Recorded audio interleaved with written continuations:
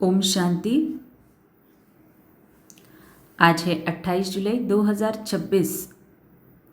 प्रातः मुरली मधुबन से बाप दादा कहे, मीठे बच्चे, तुम्हारी बिगड़ी को सुधारने वाला अर्थात तकदीर बनाने वाला एक बाप है जो तुम्हें नॉलेज देकर तकदीरवान बनाते हैं। प्रश्न, तुम बच्चों की इस रूहानी भट्टी का एक कायदा कौन सा है?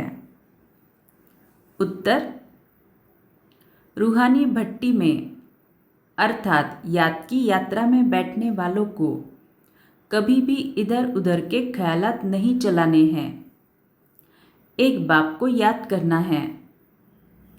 अगर बुद्धि इधर उधर भटकती है तो झुटका खाते रहेंगे, उबासी देते रहेंगे।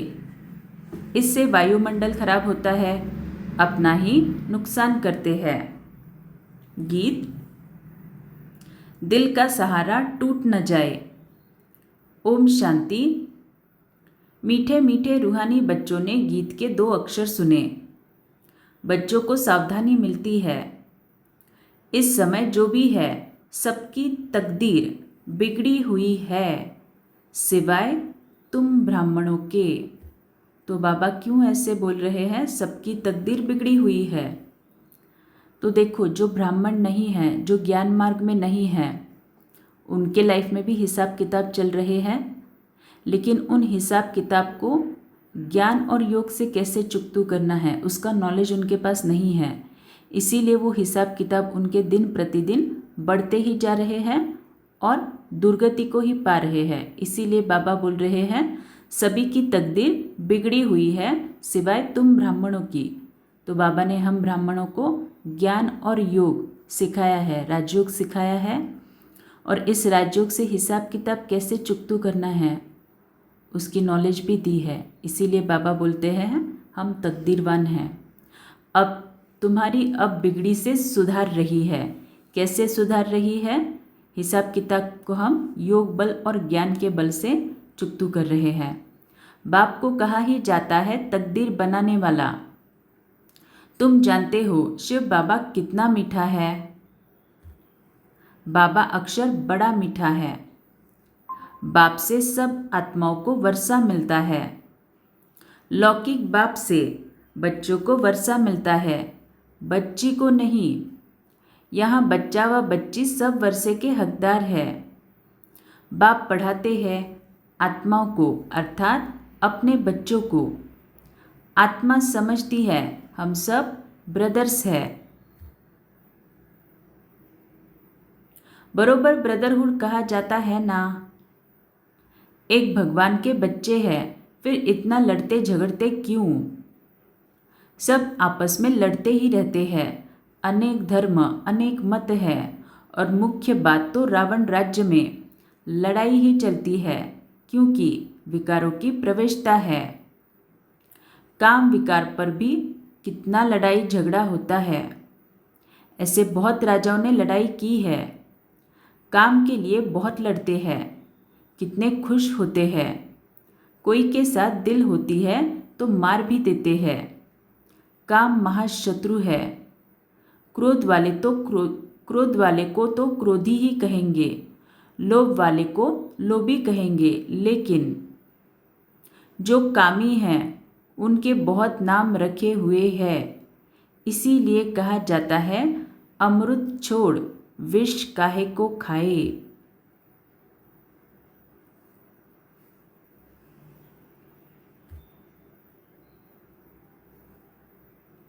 शास्त्रों में अमृत नाम लिख दिया है। दिखाते हैं सागर मंथन किया तो अमृत निकला, कलश लक्ष्मी को दिया। कितनी कहानियां हैं। तो यहाँ पे बाबा एक ज्ञान की राज बता रहे हैं। सागर मंथन किया तो अमृत निकला। तो सागर मंथन करना माना इस ज्ञान का मंथन करना। जब हम इस ज्ञान को मनन चिंतन करते हैं तब जाके हमें इस ज्ञान की गहराई पता चलती है।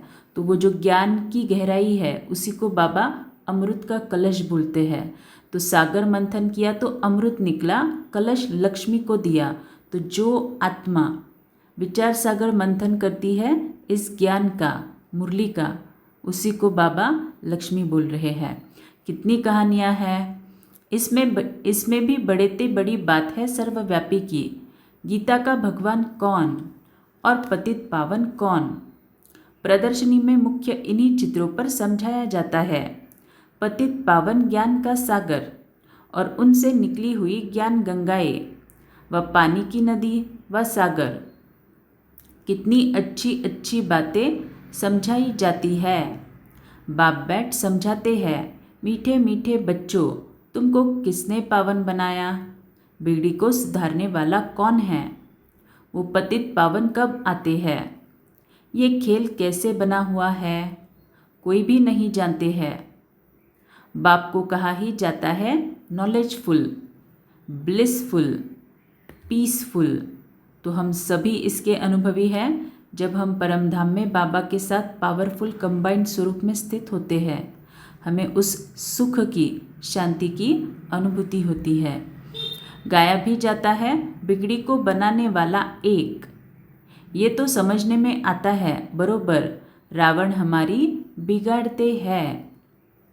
ये खेल है हार जीत का। रावण को भी तुम जानते हो, जिसको भारतवासी वर्ष वर्ष जलाते हैं। ये भारत का दुश्मन है, भारत में ही हर वर्ष जलाते हैं। उनसे पूछो कब से जलाते आते हो, तो कहेंगे ये तो अनादि चला आता है, जब से सृष्टि शुरू होती है। शास्त्रों में जो पढ़ा सत्य सत्य करते आते हैं। अभी सुनना, हमने बहुत बड़ी भूल कौन सी की है। मुख्य भूल है जो द्वापर युग से हमने शुरू किया था। मुख्य भूल है ईश्वर को सर्वव्यापी कहना।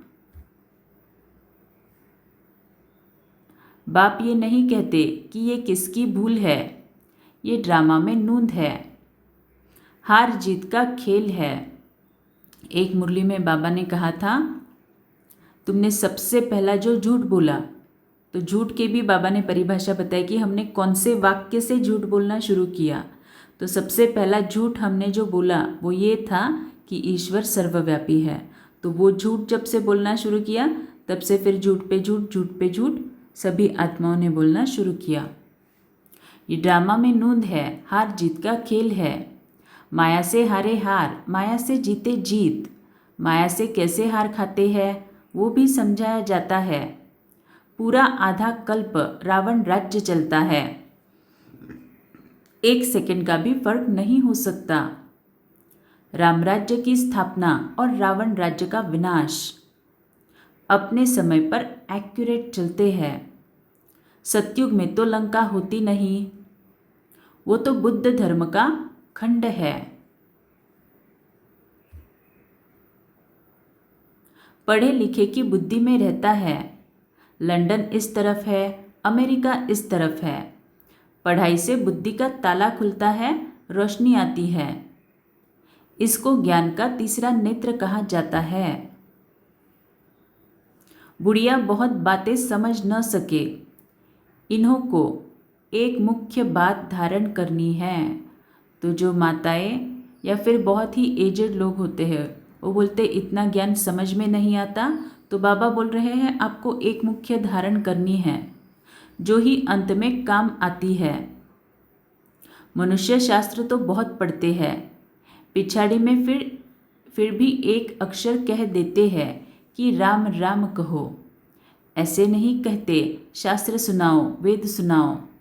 पिछाड़ी में कहेंगे राम को याद करो। तो बाबा भी यहाँ पे एक ही काम देते हैं सभी को, जो मुख्य धारणा सभी को करनी है, बाप को याद करो। जो जास्ती समय जिस चिंतन में रहते हैं, अंत में भी वो याद आ जाता है। अभी विनाश तो सबका होना है। तुम जानते हो सब किसको याद करेंगे? कोई श्री कृष्ण को, कोई अपने गुरु को याद करेंगे, कोई अपने देह के संबंधियों को याद करेंगे। देह को याद किया, खेल खलास। यहाँ तुमको एक ही बात समझाई जाती है, क्या? कि अपने को आत्मा समझ बाप को याद करते रहो। चार्ट रखो कि हम कितना याद करते हैं। तो संपूर्ण पढ़ाई का सार एक ही है, अपने को आत्मा समझ, बाप को याद करना। तो आत्मा समझना माना क्या? उस स्थिति में हमें कुछ समय के लिए स्थित रहना है, भ्रिकुटी के बीच आत्मा को देख के आत्मा की उस स्वरूप में रमण करना है। ये है खुद को आत्मा समझना। और फिर उसके बाद बाबा को परमधाम में याद करना। याद करते रहो, चार्ट रखो कि हम कितना याद करते हैं। जितना याद करेंगे पावन होते जाएंगे। ऐसे नहीं कि गंगा में स्नान करने से पावन बनेंगे। आत्मा की बात है ना, आत्मा ही पतित, आत्मा ही पावन बनती है ना। बाप ने समझाया है, आत्मा एक स्टार बिंदी है, भ्रिकुटी के बीच में रहती है। तो आत्मा को भी कैसे याद करना है, खुद को कैसे देखना है, बाबा यहाँ पे बता रहे हैं। कहते हैं आत्मा स्टार अति सूक्ष्म है। तो योग में इन पॉइंट्स को ही हम रिपीट करके योग करते हैं। तो योग दूसरा तीसरा कुछ नहीं, बाबा हमें मुरली में ही उसके पॉइंट्स बताते हैं। बस उन पॉइंट्स को हमें पहचानना आना चाहिए। तुम बच्चे ही इन बातों को समझ सकते हो। बाप कहते हैं मैं कल्प के संगम युगे आता हूँ। उन्होंने फिर कल्प अक्षर छोड़ युगे युगे अक्षर लिख दिया है। तो मनुष्यों ने उल्टा समझ लिया है। मैंने कहा है कि कल्प कल्प संगम युगे आता हूँ, घोर अंधियारा और घोर सोजरे के संगम पर। बाकी युगे युगे आने की तो दरकार ही नहीं। तो युगे युगे माना हम आत्माओं ने क्या गलती की, शास्त्रों में लिखकर युगे युगे आते हैं माना हर युग के अंत में, माना सतयुग के अंत में आते हैं, त्रेता के अंत में, द्वापर के अंत में, ऐसे हर युग के अंत में आते हैं। ऐसे शास्त्रों में लिखकर गलती की है। तो बाबा यहाँ बोल रहे हैं मैं हर युग के अंत में नहीं आता, मैं सिर्फ कल्प के अंत में, माना जब 5000 वर्ष कंप्लीट होता है तभी सिर्फ मैं आता हूँ। तो युगे युगे आने की तो दरकार ही नहीं, सीढ़ी उतरते ही आते हैं। जब पूरे 84 जन्म की सीढ़ी उतरते हैं तब बाप आते हैं। ये ज्ञान सारी दुनिया के लिए है। सन्यासी लोग तो कह देते हैं इन्हों के चित्र सब कल्पना है, परंतु कल्पना की तो इसमें कोई बात ही नहीं। ये सबको समझाया जाता है, नहीं तो मनुष्यों को कैसे पता पड़े। इसीलिए ये चित्र बनाए गए हैं। ये प्रदर्शनी देश देशांतर में ढेर होती रहेगी। बाप कहते हैं बहुत भारतवासी बच्चे हैं, है तो सब बच्चे ना, अनेक धर्मों का ये झाड़ है। बाप बैठ समझाते हैं, ये सब काम चिता पर बैठ जल मरे हैं। सतयुग में जो पहले पहले आते हैं वही फिर पहले पहले द्वापर से लेकर काम अग्नि में जलते हैं, इसीलिए काले हो गए हैं। फिर से सुनना बाबा क्या कह रहे हैं। सतयुग में जो पहले पहले आते हैं वही फिर पहले पहले द्वापर से लेकर काम अग्नि में जलते हैं, इसीलिए काले हो गए हैं।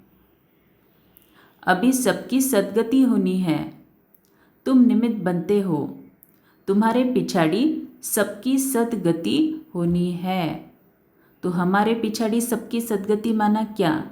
पहले हमें गति सद्गति का बल मिलेगा। कैसे? जब हम बाबा के साथ यथार्थ योग लगा के आत्मा पवित्र बनती है, और वो आत्मा जब इस ज्ञान को धारण करके हिसाब किताब को चुकतू करती है तब आत्मा की गति सद्गति होती है। फिर बाबा बोल रहे हैं तुम्हारे पिछाड़ी सबकी सद्गति होनी है। इसी का मतलब जब मुझ आत्मा को गति सद्गति मिलेगी बाबा से, तब ऑटोमेटिकली मेरे सभी वंशावली की आत्माओं को, मेरे सभी भक्तों को और प्रजाओं को भी गति सद्गति का बल मिलता रहेगा। बाप कितना सहज रीति समझाते हैं। कहते हैं सिर्फ बाप को याद करो। आत्मा ने ही दुर्गति को पाया है। आत्मा पतित बनने से शरीर भी ऐसा मिलता है। आत्मा को पावन बनाने की युक्ति बाप बिल्कुल सहज बताते हैं। त्रिमूर्ति के चित्र में ब्रह्मा का चित्र देख मनुष्य हाय हाय मचा देते हैं। इनको ब्रह्मा क्यों कहते हो?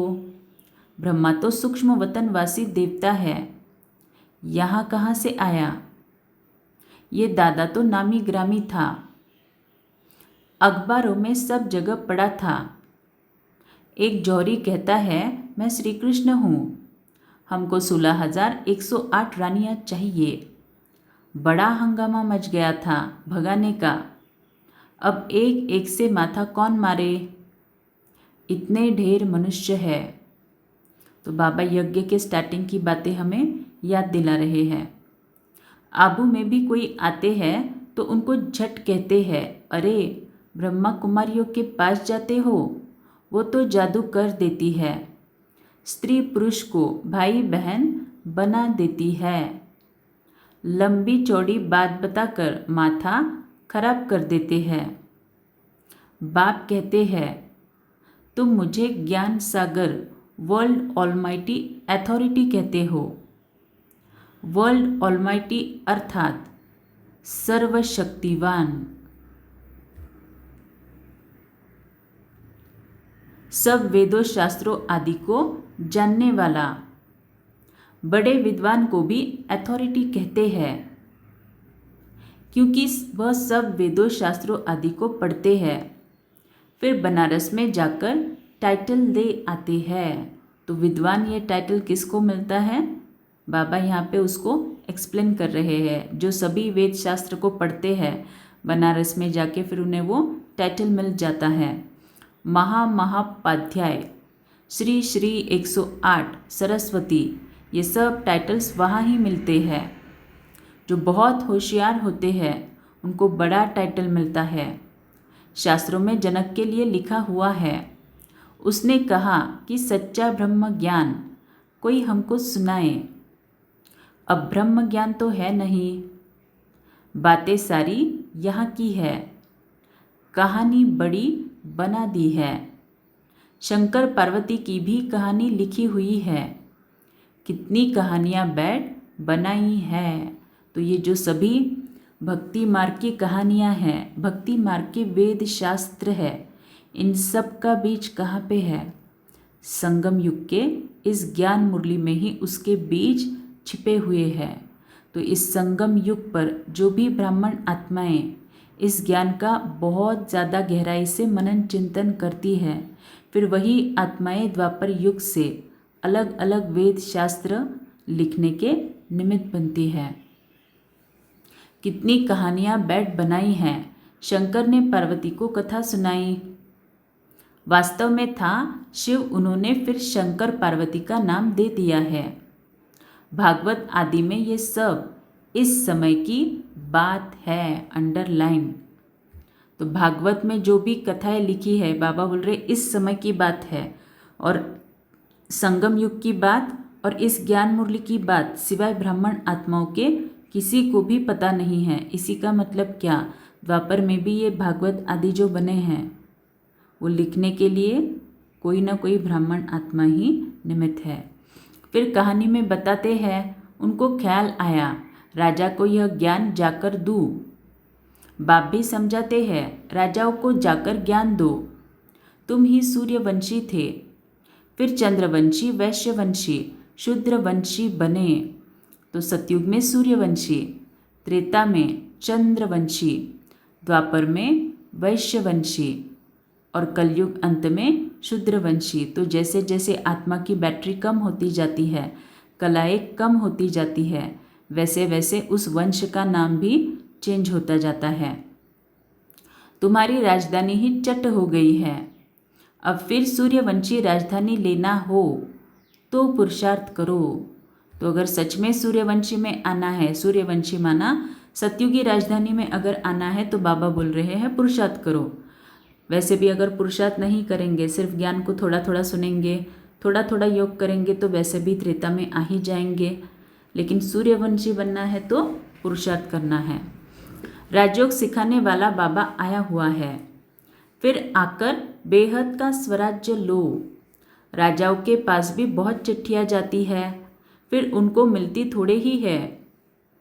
उनके प्राइवेट सेक्रेटरी चिट्ठियाँ देखते हैं, कितनी चिट्ठियाँ फेंक देते हैं। कोई में ऐसी ज़रूर बात होती है तो उनको दिखा देते हैं। कहते हैं अष्टापा ने जनक को सेकंड में जीवन मुक्ति का साक्षात्कार कराया। ये भी अब है। अब बाप बैठ, अब बाप कितना अच्छी तरह बैठ तुमको समझाते हैं। जो समझने वाले नहीं हैं वो यहाँ वहाँ देखते रहेंगे। देखो बाबा ने मुरली क्लास का सीन भी सुनाया है। जिसको समझना नहीं है वो उसका ध्यान नहीं होगा मुरली में, इधर उधर टाइम पास करते रहेंगे। बाबा झट समझ जाते हैं, उनकी बुद्धि में कुछ नहीं बैठता है। बाबा चारों तरफ देखते भी है, सभी अच्छी तरह सुनते हैं। इनकी बुद्धि कहाँ भटकती रहती है, उबासी देते रहते हैं। ज्ञान बुद्धि में नहीं बैठेगा तो झुटका खाते रहेंगे, नुकसान हो जाता है। कराची में इन बच्चों की भट्टी थी। कोई झुटका खाता था तो फिर झट बाहर निकाला जाता था। देखो तब कितना स्ट्रिक्ट था कि इस क्लास में अगर गलती से कोई सो भी रहा है मुरली क्लास में तो उनको तुरंत बाहर निकालते थे। अपने ही बैठते थे, बाहर का कोई नहीं आता था। शुरू में इन्हों का बड़ा पार्ट चला है, लंबी हिस्ट्री है। शुरू में तो बच्चियां बहुत ध्यान में चली जाती थी। अभी तक भी कहते रहते हैं जादू है। परमपिता परमात्मा को जादूगर कहते हैं ना। शिव बाबा देखते हैं इनका बहुत प्रेम है तो देखने से ही झट ध्यान में चले जाते हैं। वैकुंठ तो भारतवासियों को बहुत प्यारा है। कोई मरता है तो भी कहते हैं वैकुंठवासी हुआ, स्वर्गवासी हुआ। अभी ये तो है ही नर्क, सब नर्कवासी है। तब तो कहते हैं फलाना स्वर्गवासी हुआ, परंतु स्वर्ग में तो कोई जाता ही नहीं है। अभी सिर्फ ये तुम जानते हो हम स्वर्गवासी थे, फिर 84 जन्म ले नर्कवासी बन गए हैं। अब फिर बाबा स्वर्गवासी बना रहे हैं। स्वर्ग में है राजधानी, राजधानी में बहुत पद है। तो बाबा स्वर्गवासी कैसे बना रहे हैं और स्वर्गवासी कौन बनेगा? जो इस ज्ञान को यूज़ करके हिसाब किताब को चुकतू करके अपने हिसाब किताब के सभी अकाउंट्स को क्लियर करेगा, वही बस सतयुग में आएगा। बाकी जो ज्ञान सुन रहा है, योग भी कर रहा है, लेकिन अपने हिसाब किताब को चुकतू नहीं कर रहा है, बढ़ा रहा है, तो वो वाली आत्माएं त्रेता युग में आएगी। तो स्वर्ग में है राजधानी, राजधानी में बहुत पद है। पुरुषार्थ कर नर से नारायण बनना है। तुम जानते हो ये मम्मा बाबा भविष्य में लक्ष्मी नारायण बनते हैं। अभी पुरुषार्थ कर रहे हैं, इसीलिए कहा जाता है फॉलो मदर फादर। जैसे ये पुरुषार्थ करते हैं तुम भी करो। ये भी याद में रहते हैं, स्वदर्शन चक्रधारी बनते हैं। तुम बाप को याद करो और वर्षे को याद करो, त्रिकालदर्शी बनो। त्रिकालदर्शी बनना माना कोई भी अगर हम कर रहे हैं या कोई भी हिसाब किताब सामने आ रहा है तो मुझे पास्ट, फ्यूचर और प्रेजेंट, माना पास्ट माना पिछले किसी तो जन्म में मैंने ही कुछ गलती की थी जिसके कारण ये सामने से हिसाब किताब आ रहा है। अब इस हिसाब किताब को मुझे ज्ञान और योग से चुकतू करना है, तो ये है त्रिकालदर्शी बनना। बाप को याद करो, वर्षे को याद करो, त्रिकालदर्शी बनो। तुमको इस सारे चक्र का ज्ञान है, इसमें तत्पर रहो, औरों को समझाते रहो। इस सर्विस में ही लग रहेंगे तो और कोई धंधा आदि याद नहीं पड़ेगा। अच्छा, मीठे मीठे सिकिलदे बच्चों प्रति माता पिता बाप दादा का याद प्यार और गुड मॉर्निंग।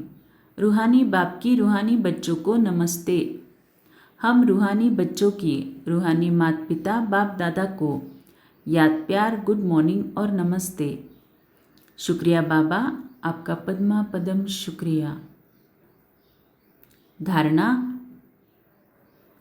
सतयुग में उच्च पद पाने के लिए माता पिता को पूरा पूरा फॉलो करना है, सेवा में तत्पर रहना है, एकाग्र हो पढ़ाई करनी है, याद का सच्चा सच्चा चार्ट रखना है, अपने को आत्मा समझ बाप को याद करना है, देह व देहधारियों को याद नहीं करना है।